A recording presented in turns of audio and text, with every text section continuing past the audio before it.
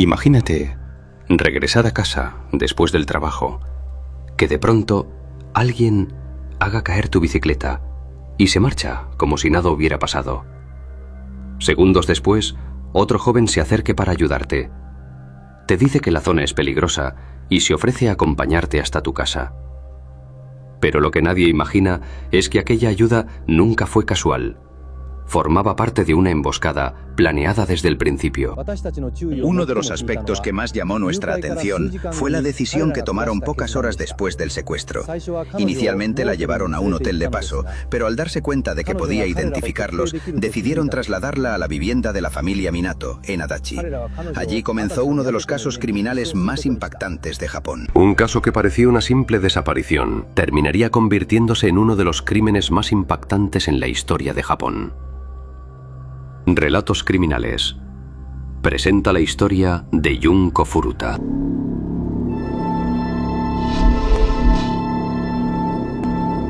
La historia de este caso comenzó mucho antes de la noche del 25 de noviembre de 1988.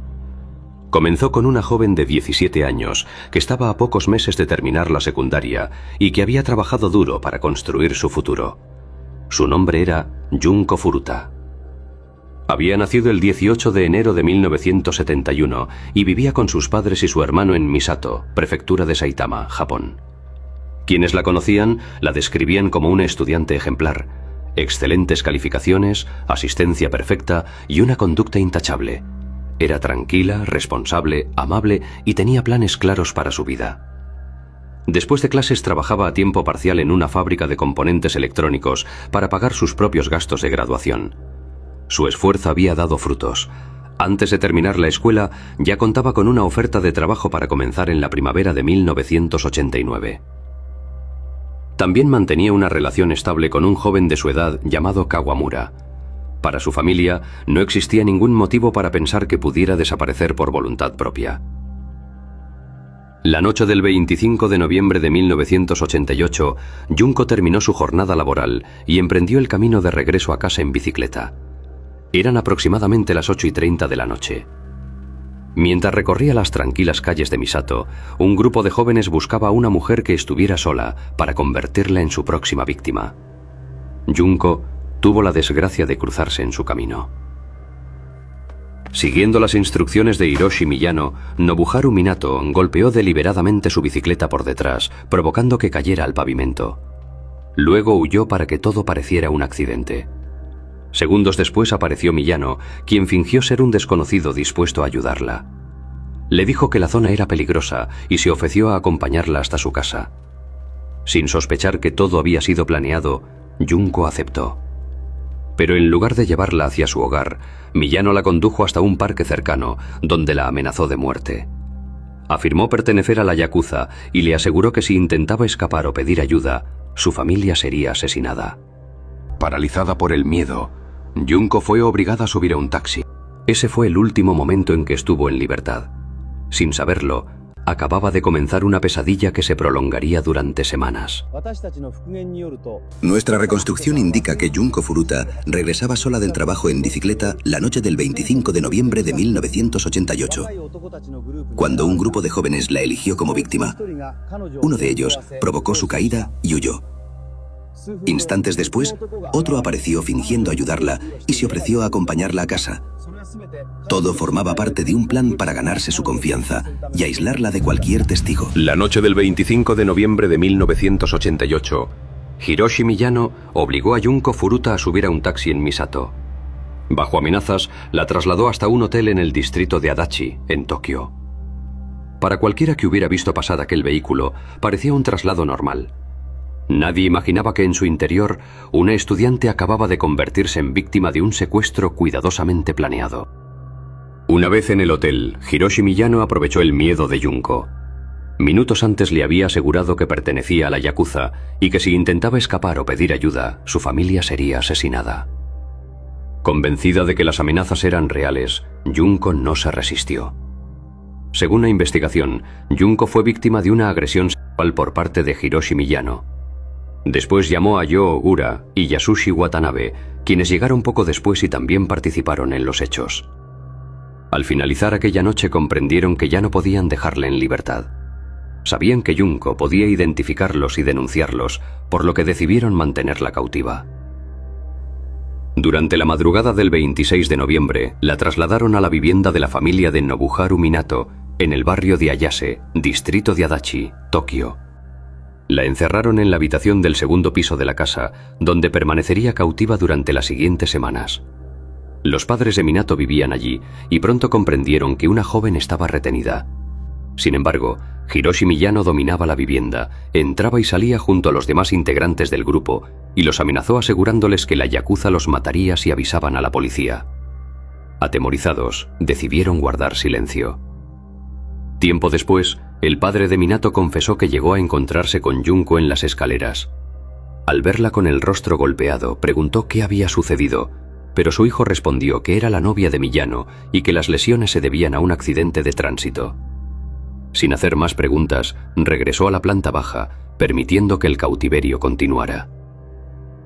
Mientras tanto, en Misato, la familia Furuta vivía horas de desesperación. Al no regresar del trabajo, la noche del 27 de noviembre, sus padres denunciaron oficialmente su desaparición ante la policía de Saitama. Ese mismo día los secuestradores obligaron a Junko, bajo amenazas, a llamar a su madre. Miyano escribió exactamente lo que debía decir.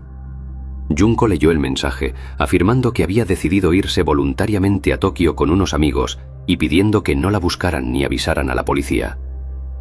La llamada hizo que el caso fuera tratado inicialmente como una posible fuga, reduciendo la intensidad de la búsqueda. Sin embargo, sus padres nunca creyeron esa versión. Por su cuenta recorrieron estaciones de tren, hablaron con compañeros de escuela y colocaron carteles con su fotografía, convencidos de que Junko necesitaba ayuda. Mientras su familia la buscaba, Junko seguía intentando resistir. Durante las 2 primeras semanas aún podía moverse por la habitación, aunque tenía prohibido acercarse a las ventanas o hacer cualquier ruido. Aprovechó varios descuidos para intentar escapar. En uno de ellos, llegó hasta el teléfono de la casa y marcó el 110, el número de emergencias de Japón, pero fue descubierta antes de pedir ayuda. Como consecuencia, fue agredida, y desde entonces la vigilancia se volvió aún más estricta. Su alimentación quedó reducida a pequeñas porciones de comida chatarra, fideos instantáneos y agua, debilitándose cada día más. Con el paso del tiempo, el secreto dejó de pertenecer únicamente a los 4 secuestradores. Hiroshi Miyano, Yo Ogura, Nobuharu Minato y Yasushi Watanabe comenzaron a llevar a la casa a miembros de pandillas juveniles, compañeros de escuela y otros delincuentes. Las investigaciones posteriores estimaron que entre 10 y 100 personas llegaron a entrar en la vivienda durante los 44 días de cautiverio. Muchos vieron el estado en que se encontraba Junko y en lugar de ayudarla o avisar a las autoridades, varios participaron en las agresiones mientras los secuestradores lo permitían e incluso lo alentaban. Nadie denunció lo que ocurría. El miedo a la banda de Miyano y la indiferencia de quienes pasaron por aquella habitación mantuvieron el cautiverio oculto durante semanas. Mientras el mundo seguía creyendo que Junko había abandonado su hogar por voluntad propia, su estado físico se deterioraba rápidamente. Y con la llegada de diciembre, la situación estaba a punto de volverse todavía más dramática. La investigación estableció que tras el secuestro, Junko fue llevada a una vivienda en Adachi, Tokio, donde permaneció cautiva durante 44 días. Intentó escapar en varias ocasiones, pero siempre fue retenida. Las pruebas demostraron que permaneció aislada hasta su muerte. Fue una de las investigaciones más difíciles por la magnitud de lo ocurrido. Con el paso de los días, la situación de Junko Furuta dejó de ser un secuestro mantenido en secreto, para convertirse en un escenario de violencia cada vez más extremo. Habían transcurrido varias semanas desde la noche del 25 de noviembre de 1988. Mientras sus padres seguían buscándola sin descanso, Junko permanecía encerrada en la habitación del segundo piso de la casa de Nobuharu Minato, completamente aislada del mundo exterior. Al comenzar la tercera semana de cautiverio, las lesiones acumuladas comenzaron a pasarle factura. Las constantes agresiones que había sufrido en las rodillas y otras articulaciones hicieron que perdiera progresivamente la capacidad de caminar. Llegó un momento en que ya no podía mantenerse de pie y solo podía desplazarse por el suelo para intentar llegar al baño o cambiar de posición. Las heridas abiertas que presentaba nunca recibieron atención médica. La falta de higiene provocó graves infecciones y un fuerte olor dentro de la habitación. Lejos de buscar ayuda, los secuestradores aprovecharon esa situación para continuar con los maltratos y las humillaciones. Su alimentación también empeoró. Las escasas raciones prácticamente desaparecieron y la desnutrición, junto con la deshidratación, provocó que perdiera más de 15 kilogramos durante el cautiverio. Mientras tanto, la vivienda seguía recibiendo visitas. El silencio continuó protegiendo a los responsables y dejando a Junko completamente indefensa. Con la llegada de la cuarta semana, su estado físico era cada vez más crítico. Las lesiones acumuladas terminaron afectando gravemente sus sentidos. Perdió la audición en uno de sus oídos, la visión en uno de sus ojos, y las secuelas físicas dificultaban cada vez más que pudiera hablar. Hacia finales de diciembre, pasaba la mayor parte del tiempo tendida en el suelo. Entraba y salía de periodos de semi-inconsciencia y apenas podía responder cuando alguien le hablaba. Todo esto ocurría mientras el resto del vecindario celebraba la Navidad y se preparaba para recibir el Año Nuevo. Dentro de la vivienda de Ayase, los jóvenes subían el volumen de la televisión y la música para impedir que los vecinos escucharan lo que ocurría en el segundo piso. Desde el exterior, la casa parecía completamente normal. Nadie imaginaba lo que sucedía detrás de sus paredes. Nuestra investigación no comenzó por la desaparición de Junko. Todo cambió cuando detuvimos a varios jóvenes por otro delito. Durante los interrogatorios, uno de ellos confesó que una joven había sido asesinada y ocultada en un barril con cemento. De inmediato coordinamos con las autoridades de Saitama para verificar la información. El 4 de enero de 1989 marcó el día número 44 desde el secuestro de Junko Furuta. Aquella tarde ocurrió el hecho que desencadenó el desenlace del caso. Hiroshi Miyano había salido de la casa para jugar una partida de mahjong. Después de perder una importante suma de dinero y bajo los efectos del alcohol, regresó visiblemente alterado. Buscando descargar su frustración, subió directamente a la habitación donde permanecía Junko. Para justificar una nueva agresión, lanzó una acusación completamente falsa. Afirmó que Junko había utilizado el teléfono de la casa para comunicarse con su familia. Aquello era imposible. Su estado físico apenas le permitía mantenerse consciente y ya no tenía fuerzas para llegar hasta el teléfono. Poco después llegaron Yo Ogura, Nobuharu Minato y Yasushi Watanabe. Los cuatro participaron en la agresión final. Durante aproximadamente 2 horas, continuaron con las agresiones dentro de la habitación. Alrededor de las 8 de la noche, Junko dejó de responder. Al principio pensaron que había perdido el conocimiento o que fingía. Intentaron hacerla reaccionar, pero cuando comprobaron que ya no respiraba y que su cuerpo comenzaba a enfriarse, entraron en pánico. Intentaron reanimarla arrojándole agua fría. Nobuharu Minato bajó a buscar un botiquín, mientras Hiroshi Miyano llamó a otro integrante de la pandilla y pronunció una frase que después sería conocida durante la investigación. «Creo que la chica ha muerto». Horas más tarde, confirmaron que Junko Furuta había fallecido. Tenía solo 17 años. Lejos de avisar a las autoridades, su principal preocupación fue ocultar el crimen. Esa misma noche limpiaron cuidadosamente la habitación, prepararon el cuerpo para ocultarlo y lo mantuvieron temporalmente dentro de un armario. Al día siguiente, 5 de enero de 1989, consiguieron un bidón metálico industrial de 208 litros y colocaron el cuerpo en su interior. Entre el 6 y el 7 de enero, compraron cemento de secado rápido y rellenaron completamente el barril para sellarlo. Días después, cuando el concreto ya había endurecido, cargaron el bidón, de más de 200 kilogramos, en una camioneta y lo abandonaron durante la noche en un terreno de recuperación de tierras en Wakasu, distrito de Koto, Tokio, convencidos de que nunca sería encontrado. Tras deshacerse del cuerpo, regresaron a sus vidas con aparente normalidad. Durante enero, febrero y marzo, limpiaron la habitación para eliminar cualquier rastro del cautiverio, creyendo haber cometido el crimen perfecto. El barril permaneció oculto durante casi 3 meses. Sin embargo, el caso dio un giro inesperado. Semanas después, Hiroshi Miyano y Yo Ogura fueron detenidos por la Policía Metropolitana de Tokio por la violación grupal y el asalto contra otra joven. Durante los interrogatorios, los detectives detectaron contradicciones en sus declaraciones. Creyendo que la policía ya conocía toda la verdad, Miyano terminó confesando que habían asesinado a una joven y ocultado su cuerpo en un bidón con cemento. Hasta ese momento, la Policía Metropolitana de Tokio ni siquiera había relacionado a la banda con la desaparición de Junko Furuta, denunciada semanas antes en Saitama. Tras la confesión, los demás implicados fueron arrestados y condujeron a los investigadores hasta el lugar donde habían abandonado el barril. El 3 de abril de 1989, un equipo de investigadores y peritos localizó el bidón parcialmente enterrado entre tierra y escombros en Wakasu. Como el cemento se había endurecido por completo, el barril fue trasladado íntegro a la morgue de la Policía Metropolitana de Tokio. Allí, especialistas forenses utilizaron herramientas industriales para abrir el bloque de concreto y recuperar los restos de Junko Furuta. La autopsia confirmó el grave deterioro físico que había sufrido durante los 44 días de cautiverio y permitió reconstruir buena parte de lo ocurrido. Meses después comenzó el juicio. Además de los 4 principales responsables, la investigación reveló que decenas de jóvenes pasaron por la vivienda durante los 44 días de cautiverio.